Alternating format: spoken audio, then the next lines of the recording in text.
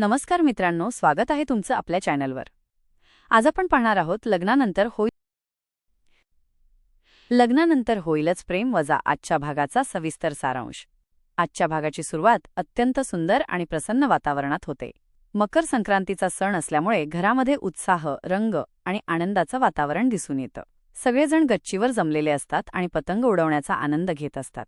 हसणं, चिडवणं, एकमेकांवर टोमणे मारणं हे सगळं वातावरण अधिकच रंगतदार करतं. पतंगांमधून उमलणारं प्रेम. काव्या आणि पार्थ दोघेही आपापली पतंग उडवत असतात. शेवटचा क्षण असतो. सगळ्यांचं लक्ष एका पतंगाकडे लागलेलं असतं. पण इथे काही वेगळंच घडतं. कुणाचीही पतंग कट होत नाही. उलट काव्या आणि पार्थ यांच्या पतंगी एकमेकांमध्ये गुंततात आणि दोन्ही पतंग एकत्र खाली येऊन पडतात. हा क्षण पाहून काव्या हसत म्हणते, स्टार देशमुख, बघितलं का? पतंगालाही प्रेमात पडायला लागतं. आणि प्रेमात पडलं की कट होणंही मंजूर असतं, तेही तुमच्याच हातून. काव्याचं हे बोलणं ऐकून पार्थ गोंधळतो. तो काही न बोलता तिथून निघून जायचा प्रयत्न करतो. पण काव्या लगेचच त्याच्या पाठीमागे जाते आणि मकर संक्रांतीच्या शुभेच्छा देते. शुभेच्छांचा गोड क्षण. काव्या वारंवार पार्थकडे हट्ट करते, देशमुख, तुम्ही मला शुभेच्छा देणार नाही का? पार्थ हळूच म्हणतो, मकर संक्रांतीच्या शुभेच्छा. पण काव्याला ते ऐकू येत नाही. असं नाटक करत ती पुन्हा पुन्हा त्याला बोलायला लावते. शेवटी पार्थ मोठ्याने ओरडतो, काव्या, तुम्हाला मकर संक्रांतीच्या खूप खूप शुभेच्छा. हा क्षण खूपच गोड असतो. काव्याच्या चेहऱ्यावर आनंद झळकतो. ती लगेच पार्थच्या तोंडात तिळगुळाचा लाडू भरवते. सगळेजण हसतात. माणिनी तर विशेषच आनंदी दिसते. नंदिनी जीवा, प्रेमाचा गोड क्षण. दुसऱ्या बाजूला किचनमध्ये नंदिनी आणि जीवा तिळगुळाचे लाडू बनवत असतात. नंदिनी उत्साहात तिळाच्या मिश्रणात हात घालते आणि तिला चटका बसतो. जीवा लगेच तिला समजावतो की कसं तूप लावून लाडू वळायचे. जीवा तिचा हात हातात घेऊन तिला लाडू वळायला मदत करतो. हा क्षण अत्यंत रोमॅन्टिक असतो. दोघांच्या डोळ्यांत प्रेम दिसतं. अखेर एक परफेक्ट लाडू तयार होतो. जीवा म्हणतो, आपण दोघांनी मिळून केलं तर सगळंच परफेक्ट होतं. तो नंदिनीला तिळगुळाचा लाडू भरवतो आणि मकर संक्रांतीच्या शुभेच्छा देतो. नंदिनी लाजून हसते. रम्याचा वाढता राग. इकडे रम्या मात्र पूर्णपणे चिडचिड करत असते. काव्याचा पार्थजवळ वाढता वावर तिला अजिबात आवडत नाही.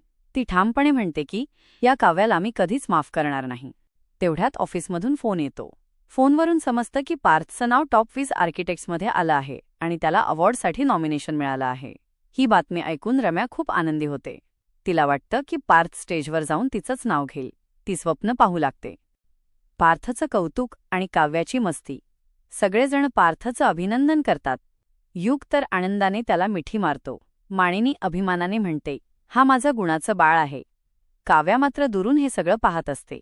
ती बोक्याला, तिच्या बाहुलीला बोलत बोलत पार्थजवळ येते आणि मुद्दाम त्याचा हात पकडते.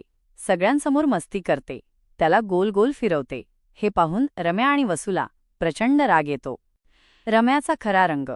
रम्या स्वतःला यशाचं श्रेय घेण्याचा प्रयत्न करते. पण माणिनी तिला थेट सुनावते की या यशामध्ये तिचा काहीही संबंध नाही. रम्याचा अपमान होतो आणि तिच्या मनात सुडाची भावना निर्माण होते. जीवाचं सरप्राईज. तेवढ्यात डिलिव्हरी बॉय येतो. जीवाने पाठवलेले तिळगुळाचे लाडू पार्थला मिळतात. सगळेजण जीवाची आठवण काढतात आणि त्याचं कौतुक करतात. नंदिनीची पहिली संक्रांत. जीवाने नंदिनीसाठी पहिल्या संक्रांतीचं हळदी कुंकू आयोजित केलेलं असतं.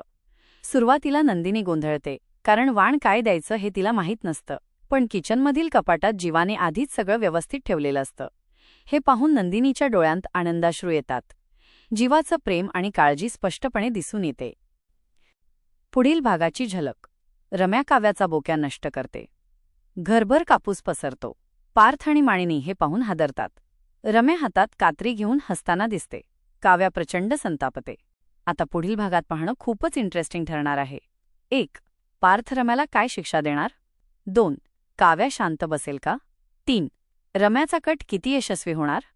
तुम्हाला आजचा भाग कसा वाटला हे कमेंटमध्ये नक्की सांगा.